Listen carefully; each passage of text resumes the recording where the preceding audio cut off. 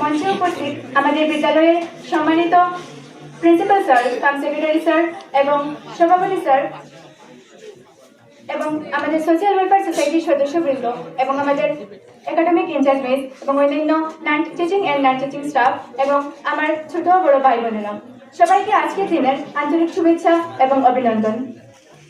আমি নাজমি সুলতানা মজুমদার, 10ম শ্রেণীর ছাত্রী, অর্থাৎ HSLC পরীক্ষার্থী। আজ একটা বিশেষ দিন। আজ নাকি আমাদের বিদায় অনুষ্ঠান। শুনে যেন মন মানতে চাইছে না যে এটা আমাদের বিদায় অনুষ্ঠান। নিজেকে এখনো বিদায়ী ছাত্রী হিসাবে মানতে কেমন যেন লাগে। মনেই হয় না যে এটা আমাদের বিদায়ী অনুষ্ঠান। নিজেকে এই জায়গায় যেন বেমানান লাগে।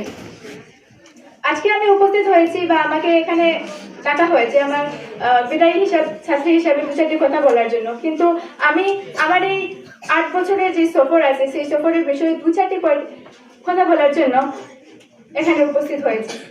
আমার উদয়ন বিদ্যাপীঠের এই সফর শুরু হয়েছিল ক্লাস 3 থেকে। ছোটবেলা থেকে অবশ্য আমি স্কুলে না যাওয়ার জন্য কোনোদিন বাহানা করিনি কিংবা কান্নাকাটি করিনি, কিন্তু চাঁদপুর থেকে ভাঙ্গারপাড়ের এই নতুন পরিবেশের মধ্যে এসে নিজেকে মানিয়ে নিতে একটু তো কষ্ট হচ্ছিল। কিন্তু আমাদের যে ব্যাচ 2024-25 যে এই ব্যাচটা, তাদের মধ্যে যেন আলাদা একটা ইউনিটি আছে, যে ইউনিটির ফলে তারা আমাকে অত্যন্ত সহজে নিজেদের সঙ্গে মিশিয়ে নিতে পেরেছিল। সেই সময় আমাদেরকে পড়াতেন মাধুরী মিস, রিঙ্কি মিস, সন্ধ্যা মিস, মেহরুন মিস, মানব স্যার এবং আরো অনেকে, যারা ছোটবেলা থেকে আমাকে যেন একটা ছোট্ট চারা গাছের যেমন একটি জায়গা থেকে অন্য জায়গায় নিয়ে যাওয়ার পর আলাদা যেমন যত্ন করতে হয়, ঠিক তেমনই ওনারা আমাকে সেই রকম ভাবে যত্ন করেছেন। আজ আমি যতটুকু জ্ঞান অর্জন করতে পেরেছি কিংবা যতটুকু একটু হলেও যা সাফল্য অর্জন করতে পেরেছি, তার এই সাফল্যের পিছনে ওনাদের অবদান সত্যি উল্লেখযোগ্য। প্রিয় শিক্ষক শিক্ষিকা, সূর্য যেমন ছোট ছোট আলোর কণা দিয়ে পুরো দিনটাকে ভরিয়ে দেয়, ঠিক তেমনি আপনাদের দেওয়া শিক্ষাটা আমাদেরকে সেরকম করেছে। প্রিয় শিক্ষাগুরু, আপনারা আমাদের মনে থাকবেন চিরদিন। হয়তো ছোট ছোট নিয়মে আপনারা আমাদেরকে ভুলে যাবেন, কিন্তু হয়তো আর কোনোদিন আপনাদের কাছ থেকে ক্লাসের পড়াগুলো আর নেওয়া হবে না। হয়তো আর কোনোদিন আমাদের চেঁচামেচি বা বেয়াদবিতে সাহিত্য স্যার এসে আমাদেরকে আর বলবেন না কিংবা বকা দেবেন না এবং চুপ থাকার জন্য বলবেন না। হয়তো আর কোনোদিন সেক্রেটারি স্যারের সেই পক্সি ক্লাসের মধ্যে সবাই চুপচাপ হয়ে আমরা স্যারের কথাগুলো শোনা কিংবা স্যারের প্রশ্ন দাঁড়ানোর ভয়ে আমাদের সেই ভয়টা আর থাকবে না। সায়েন্সের ক্লাসে এত মনোযোগ দিয়ে জামিল স্যারের কথাগুলো শোনা আর হবে না। স্যারের সেই পড়ানোর মাঝে মাঝে ফানি কথাগুলো তো আর শোনা হবে না। সায়েন্সের পড়া দাঁড়ানোর ভয় আর পড়া দাঁড়ানোর সময় সবার আগে নাজমি না, এই কথাটি আর শোনা হবে না। ভুল করে স্যার যদি কোনোদিন ঘড়ি খুলে ফেলতেন, তাহলে আমাদের যে ভয়, স্যারের ঘড়ি খোলার আগে আমাদের খাতা আমাদের সামনে চলে আসতো।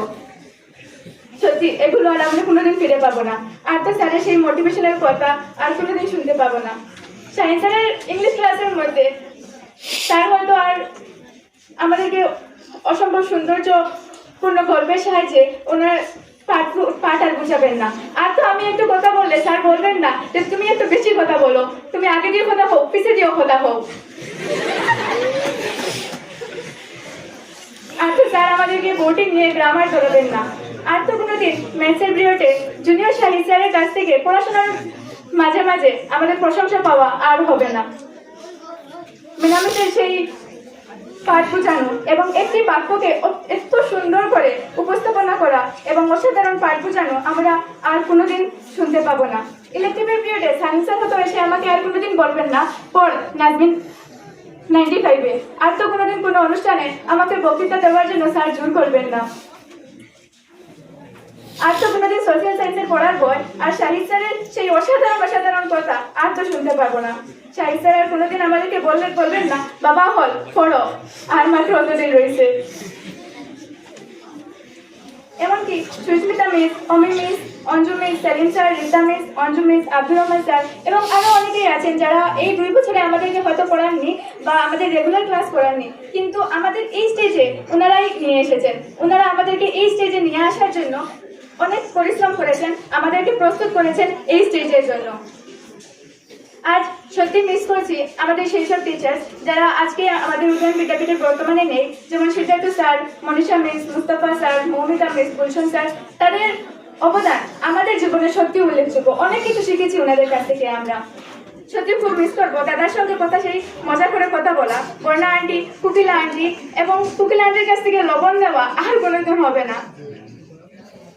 মিস করবো সেই শুক্রবারের টিফিনের দিনটাকে, মিস করবো সেই সবার সঙ্গে একসঙ্গে মিলে টিফিন খাওয়া, তোর সঙ্গে ফুচকা পার্টি, পারমজা পার্টি, এমনকি ফুচকা পার্টি, পারমজা পার্টি এগুলো স্কুলে সাধারণত হয় না, কিন্তু আমাদের পক্ষে সেটা সম্ভব হয়েছিল। আমরা সেটা করে দেখেছি এবং আমরা ফুচকা পার্টি, পারমজা পার্টি অনেকদিন করেছি। ছোট ভাই বোনেরা, আর তো হবে না তোমাদের সঙ্গে পথ চলা, আর তো হবে না ক্লাস 1-2 এর স্টুডেন্টদের সঙ্গে হ্যান্ডশেক করা, আর তো ওরা কোনোদিন আমাদেরকে দিদি বলে এসে তাদের ক্লাসে 10-এ নিয়ে যাবে না, আর তো 7-8-9 এর স্টুডেন্টসদের সঙ্গে হাসি ঠাট্টা মজা আর তো কোনোদিন হবে না। Roll number 1, yes sir. Roll number 36, yes sir. অতঃপর বন্ধ হলো হাজিরা খাতাটা, পরে থাকবে হয়তো স্কুলের কোনো এক কোনায়, কিন্তু ধুলোবালি জমা এই পাতাগুলোতে জমে থাকবে মায়া চলে আবদ্ধ কিছু নাম। আমরা সাধারণত স্কুলে সেই জানালা দিয়ে রাস্তা দেখতাম, কিন্তু এখন সেই রাস্তা দিয়ে স্কুলের সেই জানালাগুলোকে দেখতে হবে। সত্যি ভাবতে অবাক লাগে। ক্লাস 8-9-এ ওঠার পর এটা বুঝতে পেরেছিলাম যে এই ভালো সময়টার জন্য কোনোদিনই না বেরোন, কিন্তু হ্যাঁ, এটাই আমাদের শেষ, এটাই হ্যাঁ পথ প্রদর্শক। আমরা আপনাদের কাছে ঋণী, আমাদের সকল ভুল ত্রুটি মাফ করে দিয়ে আমাদের জন্য দোয়া করবেন, যাতে আপনাদের সন্তানেরা আপনাদের আশা রাখতে পারে, যাতে 2025-এর HSLC পরীক্ষায় আমরা ভালো ফল অর্জন করে আমাদের স্বপ্নের এভারেস্ট জয় করতে পারি। বন্ধুদের ভালোবাসা, ছোট বড় ভাই বোনদের ভালোবাসা, শিক্ষক শিক্ষিকাদের স্নেহ, সব স্মৃতি যেন আজ আমাকে বলতেছে প্লিজ ছেড়ে যেও না, কিন্তু কি করার, ছেড়ে তো আমাদেরকে যেতেই হবে, তাই না? তবুও জীবনের একটি ধাপ পেরিয়ে আমরা আরেকটি ধাপে যাওয়ার জন্য আমরা প্রস্তুত। এবং আমি আমাদের এইখানে উপস্থিত সম্মানিত principal sir, president sir, academic in-charge miss এবং অন্যান্য শিক্ষক শিক্ষিকা বৃন্দ সহ আমার ছোট বড় ভাই বোনেরা, সবার কাছে আমাদের একান্ত চাওয়া আপনারা আমাদের জন্য প্রাণ করে দোয়া করবেন, যাতে আমরা আমাদের স্বপ্নের আকাশ ছুঁতে পারি, আমরা যেন আমাদের আশা পূরণ করে দেশের সেবায় নিয়োজিত হতে পারি।